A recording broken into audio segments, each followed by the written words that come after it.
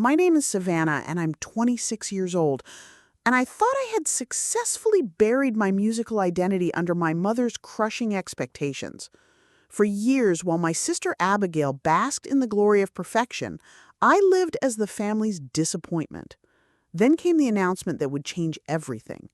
During Abigail's wedding planning, my mother said with that familiar cold smile, "Savannah will play background music during cocktail hour. That's not a request, that's a statement." She had no idea that forcing me back to the piano would be her biggest mistake. Before we dive into this story, let me know in the comments where you're watching from. If you've ever been undermined by someone who was supposed to be your biggest supporter, hit that like and subscribe button. Trust me, you're going to want to see how this unfolds. I was 4 years old when I first touched piano keys. My little fingers somehow knew where to go, as if the instrument had been waiting for me. By 6, I was playing pieces that most adults struggled with. My mother, Helen, had been a decent pianist in her youth, but marriage and children had drowned her dreams. When she discovered my talent, her eyes lit up with an excitement that should have warned me. At church, at school events, at family gatherings, she would tell everyone, "This child has talent. Savannah is going to be the concert pianist this family has always needed." My childhood became 4 hours of practice daily, even on weekends and holidays. While other kids played outside, I sat at the bench with my mother behind me, a timer ticking and a wooden ruler she occasionally used to tap my wrists when my posture slipped. My sister Abigail was 3 years older and as average at music as she was extraordinary at everything else. Abigail was the golden child, beautiful and social, with perfect grades and impeccable manners. She played volleyball, became class president, and dated the quarterback. She followed rules and met expectations. I, on the other hand, only had the piano. "Why can't you be more like your sister?" became the soundtrack of my youth. Abigail knows how to present herself. Abigail doesn't need reminders to smile. My father, Robert, remained largely absent from these dynamics. A corporate lawyer who traveled frequently, he seemed relieved to let my mother handle the children. On the rare occasions he witnessed her harsh methods, he would furrow his brow but ultimately retreat to his study with a quiet, "Listen to your mother, Savannah." The turning point came when I was 16. I had qualified for the National Young Pianist Competition, an event my mother had been preparing me for since I was 10. The weeks leading up to it were brutal. 6 hours of practice daily, restricted diet, no social interactions that might distract me. "This is your moment," my mother said. "This is what we've sacrificed everything for." The weight of those words crushed me as I walked onto the stage. Under the bright lights, seeing the judges with their stern faces, and my mother in the front row, her expression a mixture of hunger and demand, something inside me shattered. My fingers trembled above the keys. When I began Rachmaninoff's Piano Concerto No. 3, I faltered. Notes that had flown effortlessly in practice now stumbled from my fingers. Halfway through, I stopped completely, staring at my hands as if they belonged to someone else. The silence in that auditorium was deafening. I looked up to see my mother's face, a mask of fury and humiliation. Without finishing, I stood, bowed mechanically, and walked off stage. In the car afterward, my mother didn't speak a single word. When we arrived home, she looked at me and said, "I've wasted 12 years of my life on you." That night, I decided I was done with piano. I would finish high school, go to college for something practical, and never touch those ivory keys again. Music had become synonymous with failure and disappointment. And I succeeded mostly. I went to State University, majored in accounting, and secured a respectable job at a firm in the city. I lived 30 minutes from my parents, but visited infrequently. When I did, my mother rarely acknowledged my career achievements, instead making pointed references to wasted potential and throwing away natural gifts. Abigail, meanwhile, had continued her trajectory of perfection. After graduating from an Ivy League school, she landed a job at a prestigious marketing firm where she met Marcus, the son of the company's founder. Marcus came from old money, had connections throughout high society, and had proposed with a diamond that required its own zip code. My mother nearly burst with pride. "Can you imagine?" she told everyone who would listen. Abigail will be a Hamilton. She'll live in that beautiful neighborhood on Westbrook Hill. What nobody in my family knew was that in my apartment, hidden in my spare bedroom closet under a pile of winter coats, sat a digital piano with headphones. On particularly bad days, when the pressure of living up to imaginary expectations became too much, I would play in secret. The music was a private rebellion, a reminder of who I might have been in another life under different circumstances with different parents. 3 months before the wedding, my mother organized a formal family dinner to finalize key details. The dining room had been transformed with floral arrangements that matched Abigail's wedding colors. Place cards written in professional calligraphy marked our seats, and my mother had prepared a 5-course meal that she claimed was just a simple family dinner. Abigail arrived with Marcus, both looking immaculate after what was supposedly a full workday. Marcus's family wealth was evident in his casual confidence and the way he complimented my mother's cooking with the practiced ease of someone who frequently dined at Michelin-starred restaurants. "We've secured the string quartet from the symphony," my mother announced over dessert, consulting her wedding planning binder. "They'll play during the ceremony and the first hour of the reception."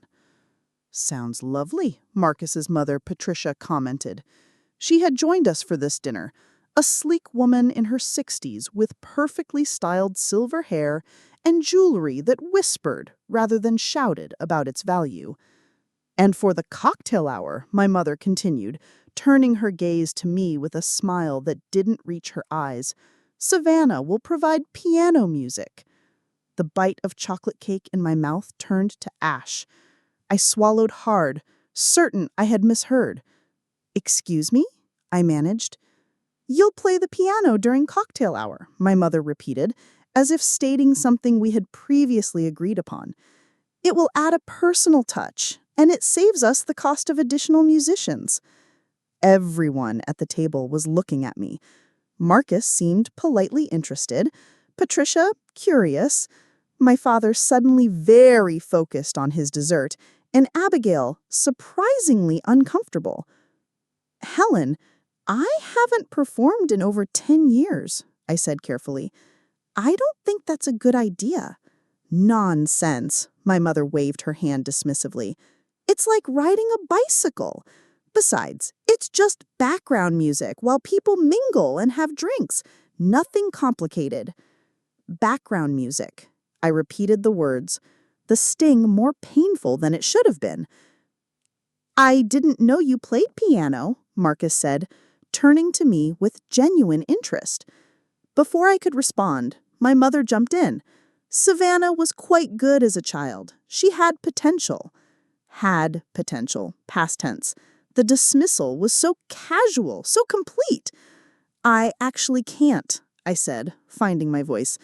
"I'm sorry, but I haven't practiced in years, and would embarrass everyone." My mother's expression hardened. "After everything we've invested in your lessons, years of driving you to competitions, thousands of dollars in tuition to that piano professor, you can't manage to play a few simple pieces for your sister's wedding? It's the least you could contribute." The table fell silent. Patricia looked down at her plate, clearly uncomfortable witnessing family tension.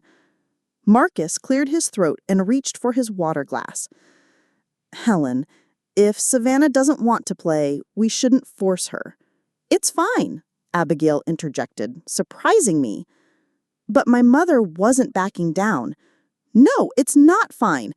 Everyone in this family is contributing to make this wedding special. I'm handling all the planning, your father is paying a small fortune, and all I'm asking of Savannah is 1 hour of piano playing. 1 hour!" She turned to me, her voice softening into something more dangerous than her anger. "Unless, of course, you can't even do that much for your sister. I understand if you're still too traumatized by your failure at that competition to help your own family." And there it was, the perfect manipulation. My greatest shame leveraged against me, wrapped in concern, presented as a family obligation. To refuse now would confirm everything she believed about me, that I was selfish, incapable, a disappointment. I looked at Abigail, hoping for some sisterly support, but she was examining her engagement ring, her expression closed off. My father had retreated entirely, studying his coffee cup as if it contained ancient mysteries. "Fine," I said finally. "I'll play for the cocktail hour." My mother's smile was triumphant. "Wonderful! I'll have a list of appropriate pieces for you to prepare. Nothing too showy, of course, just pleasant background music." "Yes," I agreed, my voice hollow, "just background music." After dinner, as I was preparing to leave, Abigail caught me in the hallway. "You don't have to do this," she said quietly. I looked at her, surprised by the first genuine moment between us in years. "Yes, I do. You know how she is." Abigail glanced toward the dining room where our mother was chatting with Patricia. "I know. I'm sorry she put you on the spot like that." "It's your wedding," I shrugged. "Apparently everyone has to contribute." "For what it's worth," she hesitated, "I remember how amazing you were. You could play circles around that string quartet she's hired." Before I could respond, my mother called for Abigail, and the moment passed. I drove home that night with my hands gripping the steering wheel so tightly my knuckles turned white. Rage and humiliation battling inside me. The next morning, an email from my mother arrived with an attached document titled Appropriate Wedding Selections. It contained a list of bland, inoffensive pieces, the kind played in department store elevators. At the bottom, she had written, "Remember, this is Abigail's day. Please keep the music tasteful and unobtrusive." Unobtrusive background music. That's all I was to her now. A utilitarian addition to her perfect wedding tableau, not even worth featuring. Just there to fill sonic space until the real celebration began. I pulled out my mother's suggested playlist and nearly laughed at its banality. Simplified versions of pop songs, watered-down classical pieces, uninspired wedding standards. This was what she thought of my abilities now. Something pleasant but forgettable, like the pastel mints served at reception tables. I pushed the list aside and began playing pieces I loved, challenging works by Chopin, Liszt, and Beethoven. My fingers stumbled at first over passages that had once been fluid, but each day they remembered more, responded better, connected more deeply with the music. The digital piano in my closet came out of hiding that weekend. I set it up in my living room, a space it had never occupied before, and stared at it like it was both an old friend and a dangerous adversary. The black and white keys seemed to watch me expectantly. When I finally sat down and placed my fingers on the keys, something unexpected happened. Rather than the dread I anticipated, I felt a small, familiar thrill. My fingers remembered what my conscious mind had tried to forget. When I began to play a simple C major scale, it flowed with surprising ease. During one practice session, a thought occurred to me that stopped my playing mid-phrase. What if I didn't follow my mother's script? What if I played something else entirely, something that showcased what I could really do? The idea was both terrifying and exhilarating. That night, I did something I hadn't done since I was a teenager. I began to compose. Starting with a simple melody that had been playing in my head for years, I built upon it, adding harmonies, counterpoint, emotional shifts that reflected my journey away from and back to music.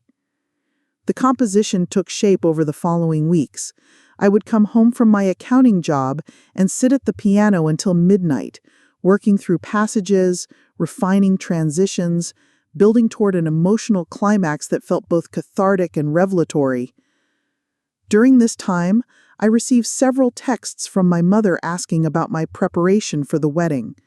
I responded with vague assurances, never mentioning my departure from her approved playlist. She seemed satisfied with my compliance, which only strengthened my resolve to surprise her. 2 weeks before the wedding, I called my old friend Emma, the only person from my youth who had understood my complicated relationship with music and my mother. "I can't believe you're playing at Abigail's wedding," Emma said when I told her. "Your mother has some nerve."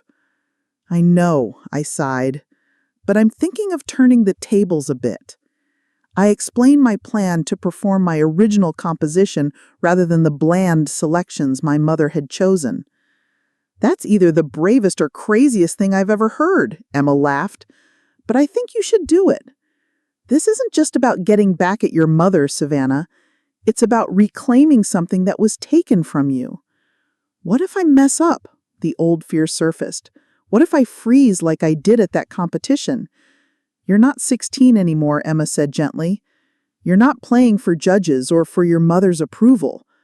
You're playing for yourself, to tell your story. That makes all the difference." The piece evolved as I worked, becoming more nuanced, more honest. It began with hesitant, simple notes that evoked childhood, moved through turbulent passages representing conflict and pressure, then dissolved into broken, discordant sections reflecting my breakdown and abandonment of music. But it didn't end there. It rebuilt from those fragments into something new, something that integrated the classical training of my youth with emotional maturity and self-acceptance. 3 days before the wedding, I performed the complete piece for the first time in my apartment, playing it from start to finish without stopping. When the final notes faded, I realized my face was wet with tears. The composition had become more than an act of rebellion. It was a conversation with my past self, an acknowledgement of both the damage done and the strength found. That night, I received a final email from my mother with logistical details about the wedding. "The cocktail hour will be from 5 to 6 p.m., she wrote. "The piano will be set up in the east corner of the terrace. Please dress appropriately and remember to be punctual. The real entertainment begins at 6:30 with dinner and dancing." The real entertainment. Her words confirmed what I already knew, that in her eyes I was an afterthought, a practical solution to fill space. But for the first time, her dismissal didn't wound me as deeply. I had found something in these weeks of preparation that she couldn't diminish with her words. The night before the wedding, I practiced one last time, then carefully printed out the sheet music to my composition. Though I had memorized every note, I titled it simply, "Return." I arrived at Westbrook Gardens 3 hours before the ceremony. The sprawling estate featured manicured grounds, a historic mansion, and a modern glass terrace overlooking a lake where the reception would be held. Even at this early hour, the venue buzzed with activity as florists, caterers, and event staff executed my mother's meticulously planned vision. My mother answered the bridal suite door, already dressed in her champagne-colored dress that had probably cost more than my monthly rent. Her hair and makeup were impeccable, as though she, not Abigail, was the day's main attraction. "Finally," she said by way of greeting, "you were supposed to be here 20 minutes ago." Inside the suite, Abigail sat in front of a mirror while a stylist worked on her hair. Our eyes met in the reflection, and she gave me a small smile. "Hey," she said, "you made it." My mother led me to the glass terrace where the cocktail hour would take place. The space was stunning, with floor-to-ceiling windows offering panoramic views of the lake and gardens. There, my mother pointed to a far corner, partially hidden behind a large floral arrangement. "That's where they've put the piano." I stared at the baby grand, tucked away like an afterthought. It was a beautiful instrument, certainly, but its placement made it clear that the music was not meant to be a focal point. "Is there any way to move it? It's pretty hidden back there." My mother frowned. "It's perfect where it is. The music should enhance the atmosphere, not dominate it. You're providing ambiance, Savannah, not giving a concert." Despite its relegation to the corner, it was a Steinway, well-maintained and perfectly tuned. I ran my fingers lightly over the keys, testing their action. It responded beautifully with a warm, rich tone that my digital piano at home couldn't match. As I played a few measures of my composition, a woman in an elegant navy dress approached, listening with evident appreciation. "That's lovely," she said when I paused. "Not the usual wedding fare."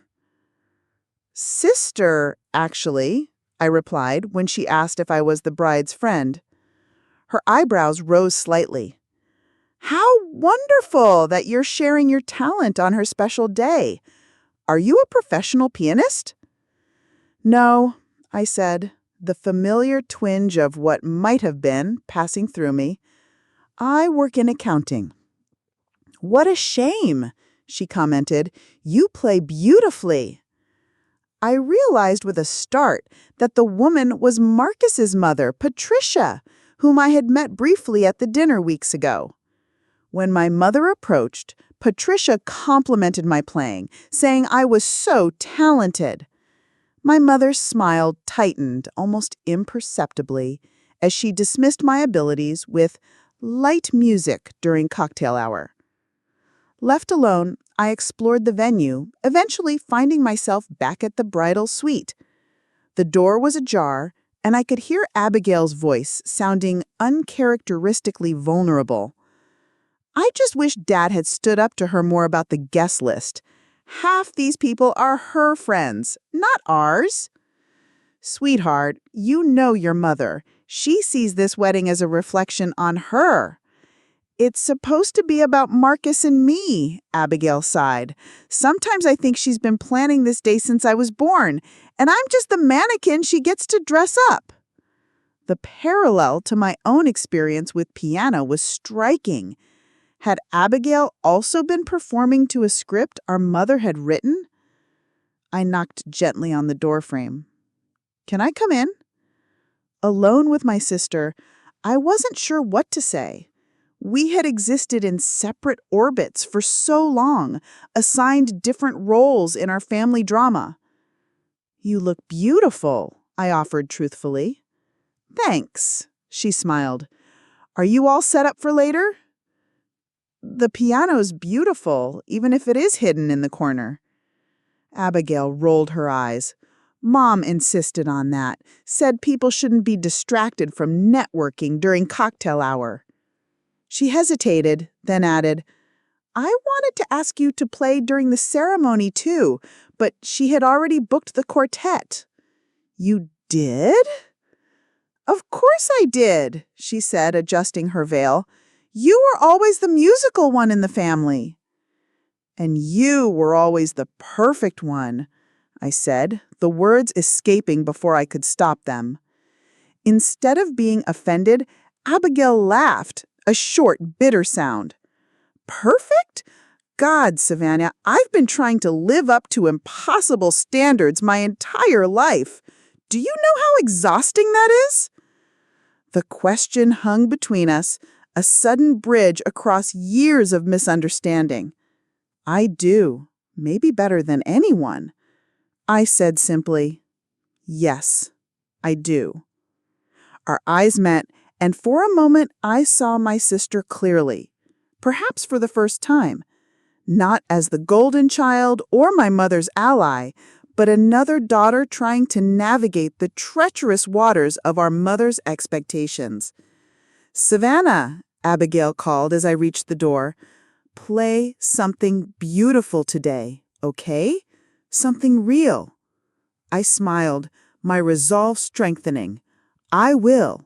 I promise."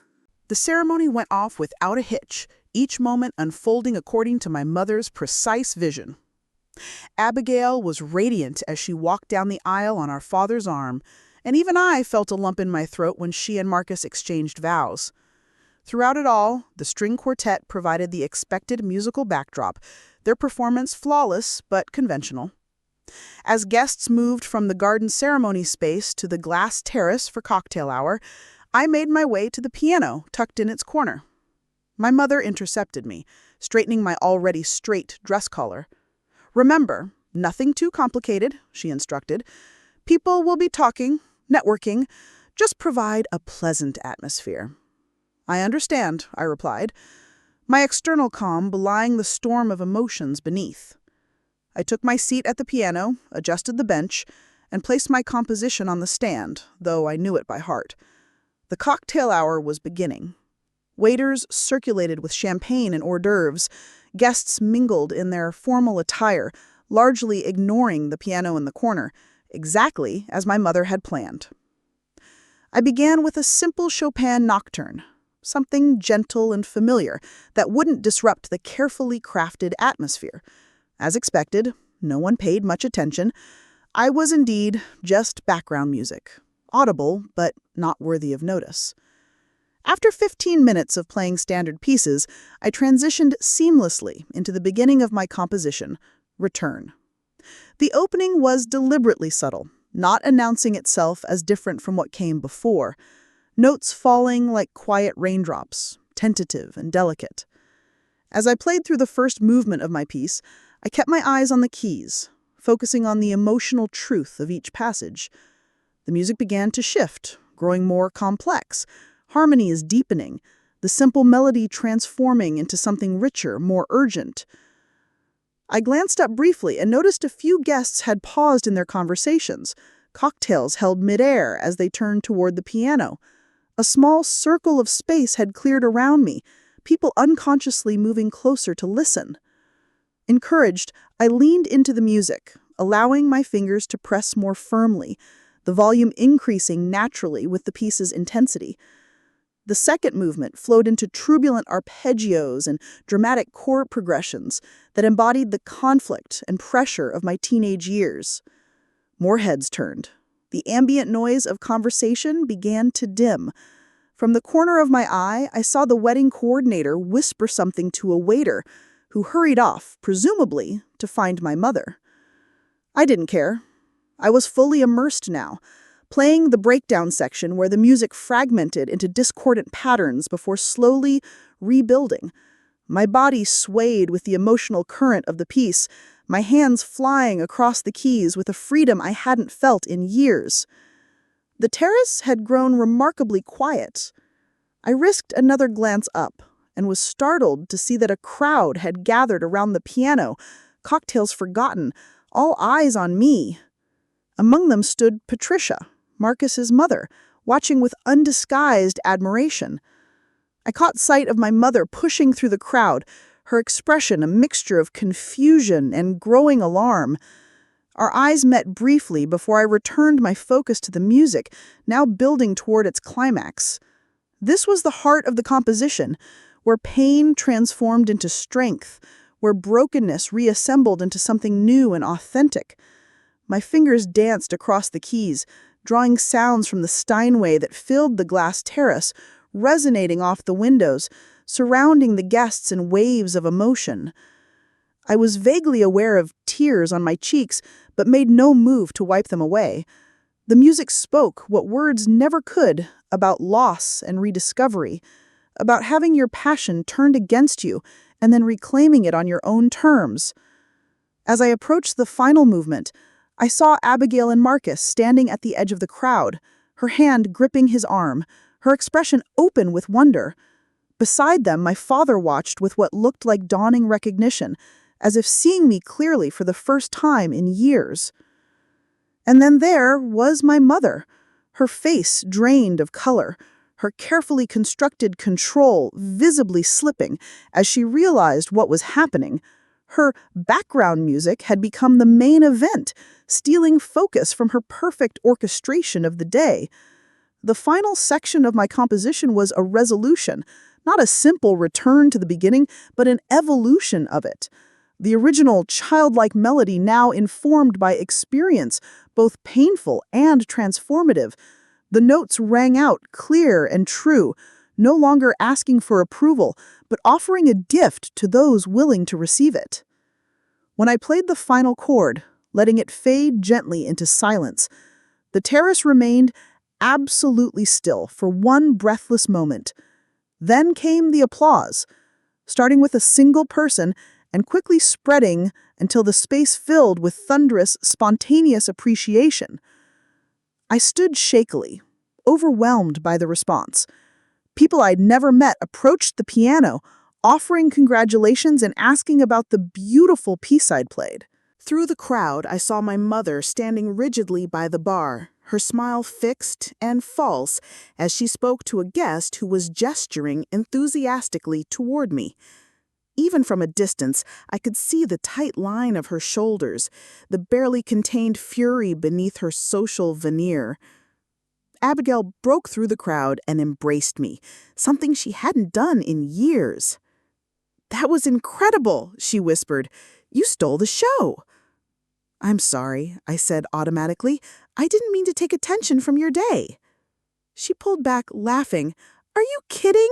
That was the most genuine thing that's happened in this entire wedding circus." She squeezed my hands. "What was that piece? I've never heard it before." "I wrote it," I admitted. "It's called Return." Her eyes widened.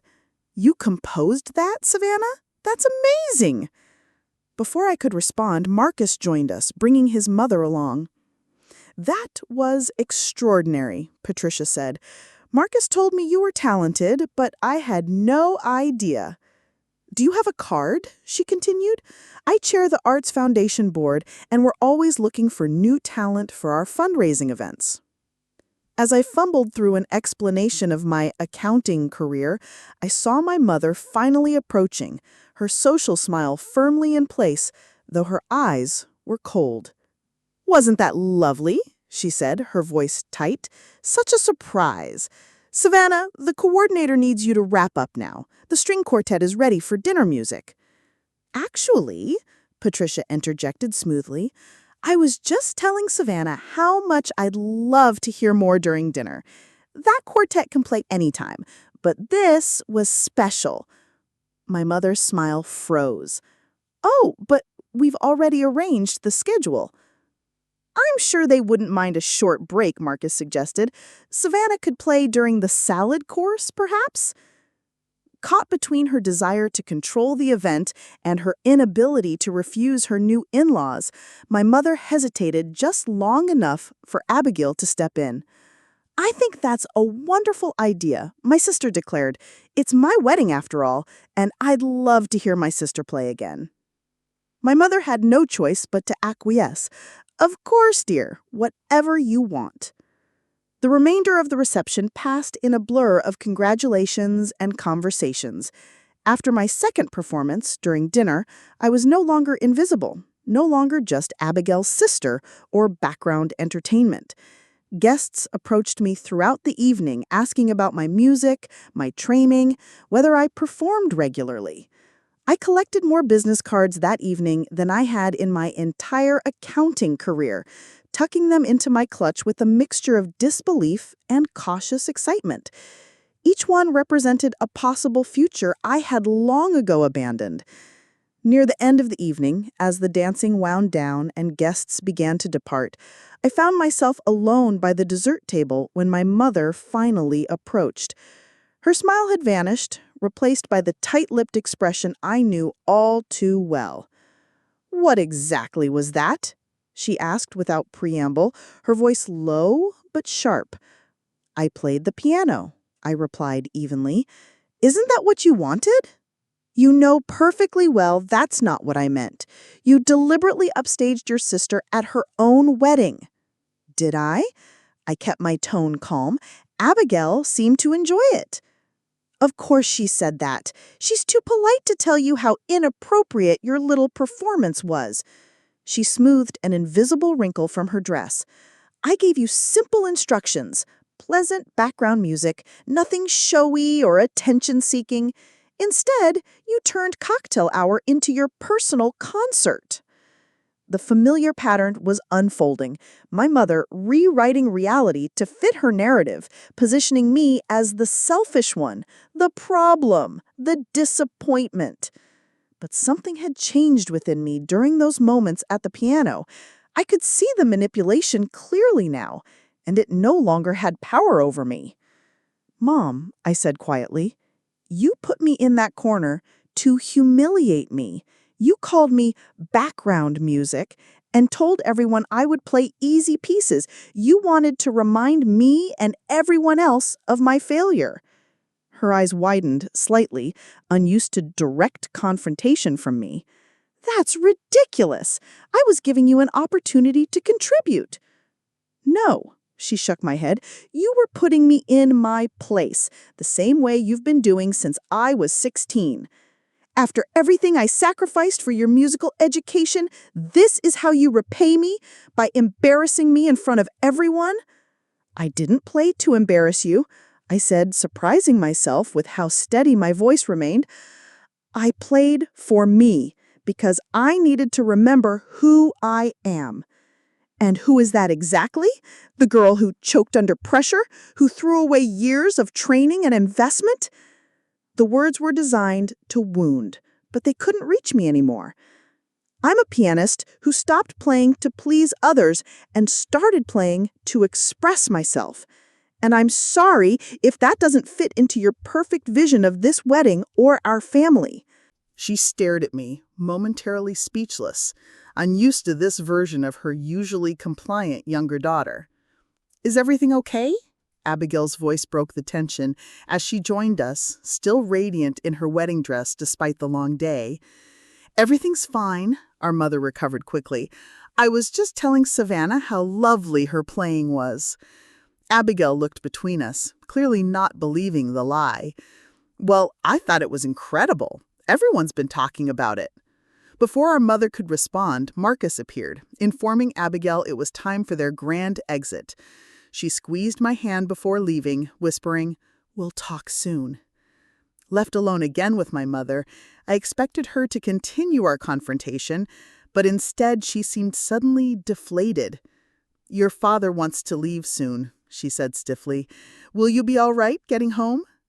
As she walked away, my father approached, having observed our exchange from a distance. "That was quite something today," he said, his voice gentle in a way it rarely was when discussing anything related to my music.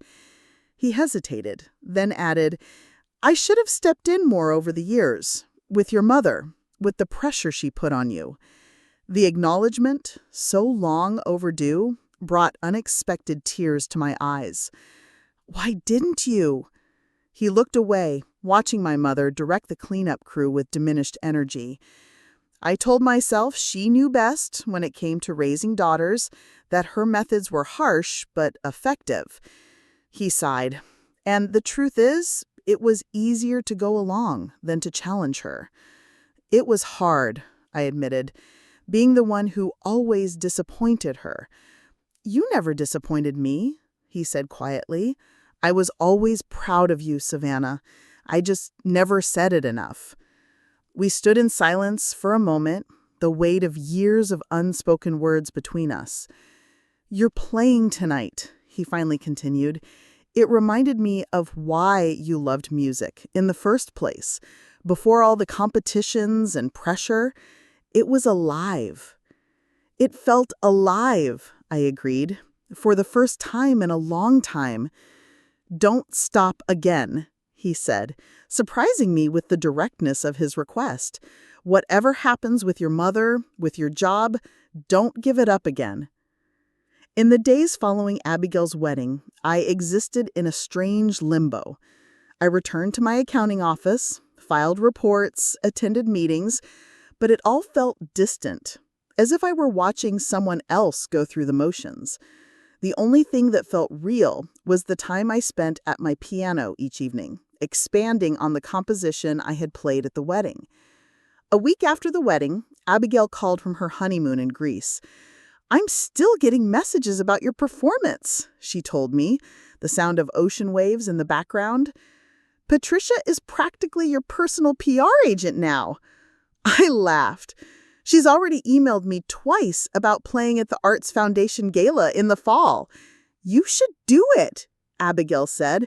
"You're wasted in that accounting firm." I scheduled my first therapy session in years, recognizing that my relationship with music was inextricably linked to my relationship with my mother, and both needed careful examination if I was to move forward in a healthy way. Your performance at the wedding was an act of reclamation. You took back not just your music, but your narrative. It felt like breathing again after being underwater for years, I admitted. 2 weeks after the wedding, I finally reached out to my mother, suggesting we meet for lunch. She agreed with surprising readiness. When I arrived, she was already seated, looking smaller somehow, less formidable than the woman who had dominated my childhood. "You look well," she said after we ordered, her voice lacking its usual critical edge. We fell into silence, years of complicated history sitting between us like an uninvited guest.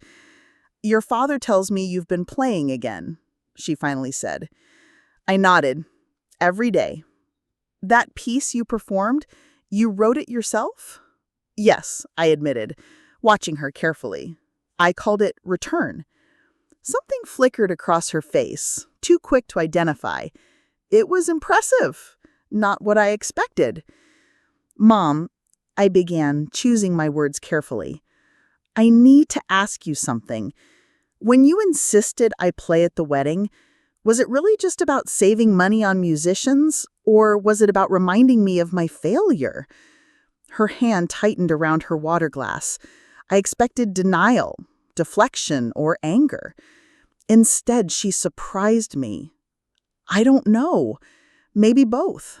Maybe neither." She looked up at me, her expression more vulnerable than I could ever remember seeing it. "When you stopped playing, it felt like you were rejecting everything I had tried to give you." "It wasn't about rejecting you," I said gently. "It was about surviving. Your expectations were crushing me." She flinched slightly, but didn't argue. "I wanted you to succeed where I couldn't. I thought pushing you would make you stronger." It nearly broke me. We sat with that truth between us, neither rushing to fill the uncomfortable space it created. The lunch ended without dramatic reconciliation or complete resolution, but it was a beginning. We had spoken more honestly than we had in years, acknowledging hurts without inflicting new ones. Over the following months, I continued my therapy, gradually untangling the complex web of expectations, perfectionism, and self-doubt that had defined my relationship with music. I accepted Patricia's invitation to play at the Arts Foundation Gala, my first public performance since the wedding. My mother attended, sitting stiffly in the audience, but applauding sincerely when I finished. I started teaching piano to adults in the evenings, finding unexpected fulfillment in helping others connect with music without the pressure of perfection. Some of my students were beginners, others returning to the instrument after years away, all of them approaching the piano with a mixture of trepidation and hope that felt deeply familiar. "I always wanted to play when I was younger," confided Margaret, a 60-year-old retired teacher, during her third lesson. "But my parents said it was impractical. Now I have time, and I don't care if I'm not perfect." Her words resonated with me deeply. Here was someone choosing music for the right reasons, for joy, for personal fulfillment, for the simple pleasure of creating something beautiful.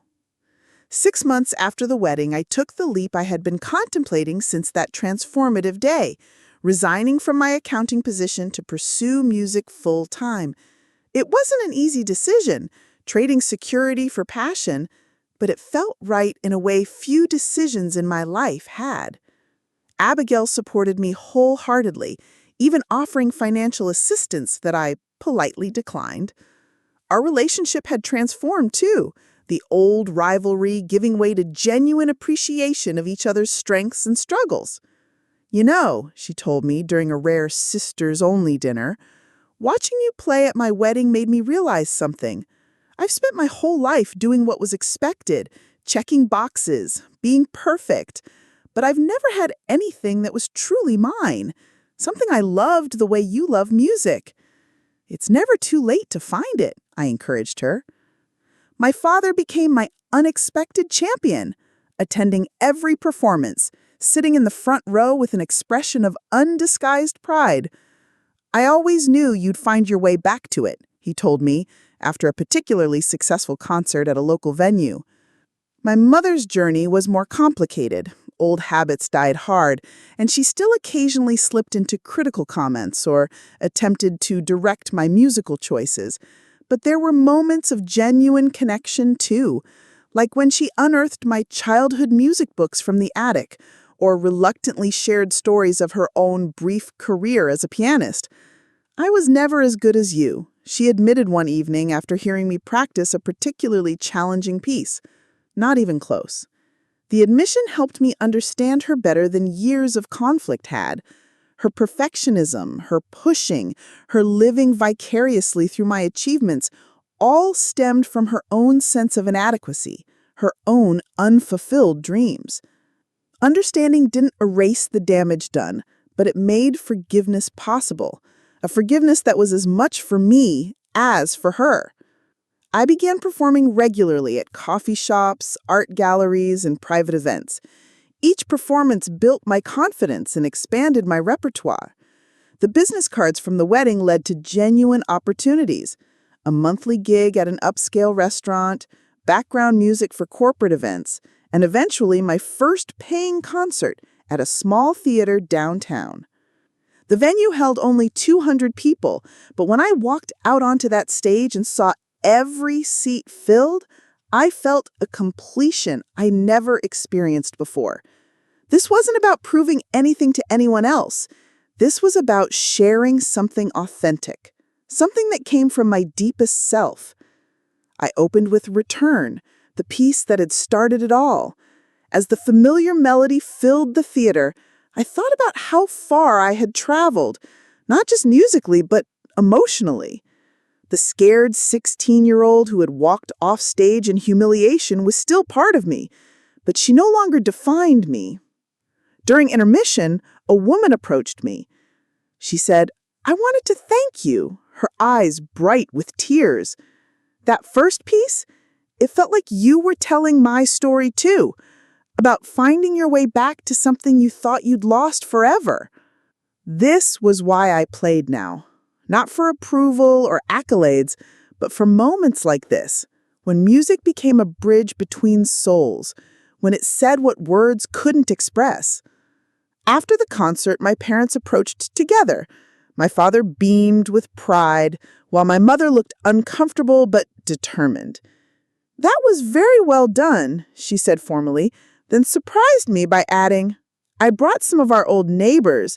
They remembered when you used to play at church. They were quite impressed." It was her way of offering praise while maintaining some distance, but I recognized the effort it took. A year after Abigail's wedding, I was preparing for my biggest performance yet, a solo concert at the city's historic concert hall, the same venue where I had dreamed of performing as a child. The irony wasn't lost on me that I had achieved this milestone not through my mother's rigid planning and pressure, but by following my own path. 2 weeks before the concert, Abigail appeared at my apartment, holding a bottle of champagne and wearing an expression I couldn't quite read. "We need to talk," she said, settling onto my couch. "I quit my job yesterday." "You what?" "I gave Marcus's father my resignation. I'm starting my own marketing firm, one that focuses on nonprofits and small businesses instead of corporate giants." She looked both terrified and exhilarated. "It's going to be hard, and Mom is going to have opinions. But for the first time in my life, I'm doing something because I want to, not because it's expected."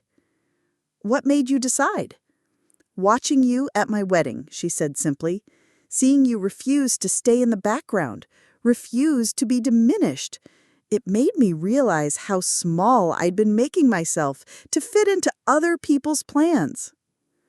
The night of my concert at the historic Riverside Concert Hall arrived with unseasonable warmth for October. I arrived at the venue 3 hours early, needing time to familiarize myself with the acoustics and settle my nerves.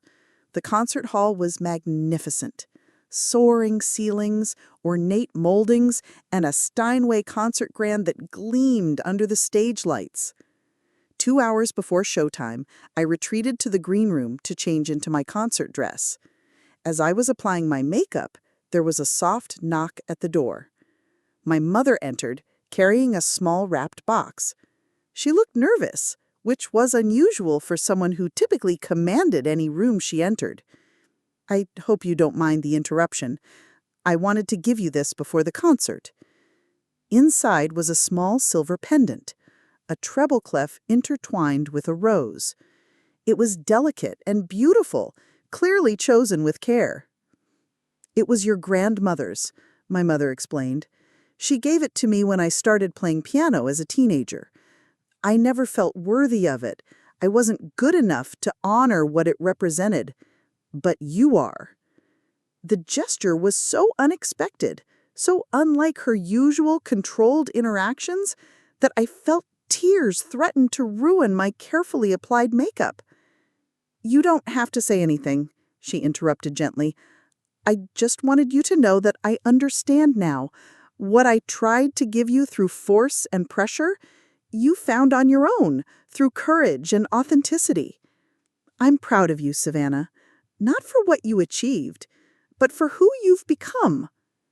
She helped me fasten the necklace, her fingers gentle at the back of my neck. For a moment, we were just mother and daughter, sharing a quiet moment before a significant event. 30 minutes before curtain, Abigail appeared with Marcus and what looked like half a dozen friends. Among the group was Emma, my childhood friend who had encouraged me to perform my original composition at the wedding. My father arrived next, looking distinguished in his best suit and carrying a bouquet of white roses. "These are from your old piano teacher, Mrs. Chen. She heard about tonight's concert and wanted you to know she always believed in you." As showtime approached, I made my way to the wings of the stage. Through a gap in the curtain, I could see the audience filing in. The seats were nearly full, which both thrilled and terrified me. The house lights dimmed, and I walked onto the stage to warm applause. Settling at the piano bench, I adjusted my position and placed my hands on the keys. "Good evening," I said into the microphone, my voice steadier than I expected. "Thank you for being here tonight. This concert represents a journey, not just back to music, but back to myself." I began with Chopin's Ballade No. 1 in G minor, a piece I had played at competitions as a teenager, but now approached with emotional maturity rather than technical showing off. The music flowed from my fingers with natural ease, each phrase carrying the weight of experience and hard-won wisdom. After 3 classical pieces, I paused to address the audience again. "The next piece I'll play is called Broken Strings," I announced. "It's composed during the years when I thought I would never perform again. It's about the silence that follows when something precious breaks, and the slow, patient work of repairing it." For my final piece before the intermission, I played Return, the composition that had started my comeback at Abigail's wedding. Tonight, it felt different, not like an act of rebellion, but like a celebration. During intermission, I retreated to the green room, energized rather than exhausted. David, the sound engineer, poked his head in. "That was spectacular," he said. "The audience is buzzing out there. I've never seen a response quite like this to original compositions." The second half of the concert flew by. I performed Rachmaninoff's Piano Concerto No. 2 in C minor, the piece I had been attempting when I froze at that long-ago competition. Tonight, I played it not as a test of technical prowess, but as an expression of triumph over fear. When I played the final chord and the last notes died away in the concert hall, the silence stretched for several heartbeats before erupting into thunderous applause. The audience rose to their feet in a standing ovation that seemed to go on forever. As I looked out at the sea of faces, I caught sight of my mother in the front row. She was crying openly, something I had never seen her do in public. But these weren't tears of disappointment or frustration. They were tears of pride and perhaps finally understanding. After several curtain calls, I retreated backstage. The green room quickly filled with well-wishers. Patricia Hamilton approached with an elegant older gentleman in tow. "Savannah, I'd like you to meet Jonathan Marsh from the Metropolitan Symphony. He has a proposition for you." Jonathan's proposition turned out to be an invitation to perform as a guest soloist with the Metropolitan Symphony the following spring. "Your interpretation of the Rachmaninoff was extraordinary," he said. "But what really caught my attention were your original compositions. We're planning a concert series featuring contemporary American composers, and I think your work would be perfect." The offer was beyond anything I had imagined possible a year ago, but what struck me most was how calmly I received it. Success no longer felt like validation I desperately needed. It was simply an opportunity to share my music with a wider audience. "I'd be honored to discuss it," I replied, "but I have one condition. I want to maintain creative control over my compositions." He smiled. "I wouldn't have it any other way. That's exactly why we want to work with you." As the reception wound down, my family gathered in a small circle near the piano. "I have something to say," my mother announced, her voice trembling slightly. "I owe you all an apology, but especially you, Savannah. I spent so many years trying to live my dreams through you, pushing you toward a version of success that was really about my own insecurities and failures." She paused, gathering her composure. "Tonight, watching you perform, not as the daughter I tried to mold, but as the artist you chose to become, I finally understood the difference between talent and authenticity. You found something I never could, even when I had the chance. I'm proud of you, not because you proved I was right about your ability, but because you proved I was wrong about everything else. You didn't need my pressure or my management or my vision of who you should be. You just needed the freedom to discover who you already were." The words I had waited my entire life to hear finally came, not as a concession or manipulation, but as genuine recognition of my journey and choices. 3 months later, the night of my symphony performance arrived. When I walked onto the stage, I saw my family in the audience, but it was the empty seat in the front row that moved me most. A single red rose placed on the velvet cushion in memory of Mrs. Chen, who had passed away peacefully the week before. As I sat at the piano and placed my hands on the keys, I thought about all the silent years when music had existed only in my private moments. Now, as the orchestra prepared to join me, I was about to share that private language with thousands of listeners.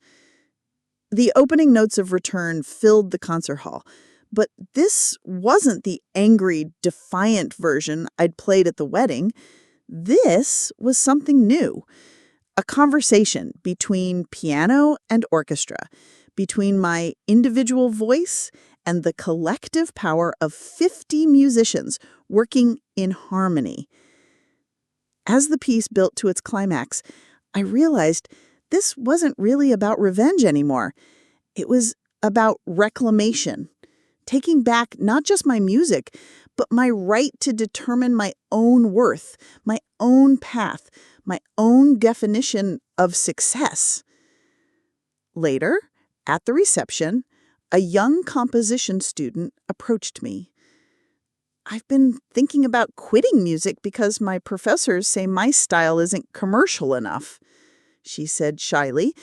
"But listening to your piece, it made me realize that authenticity is what makes music lasting."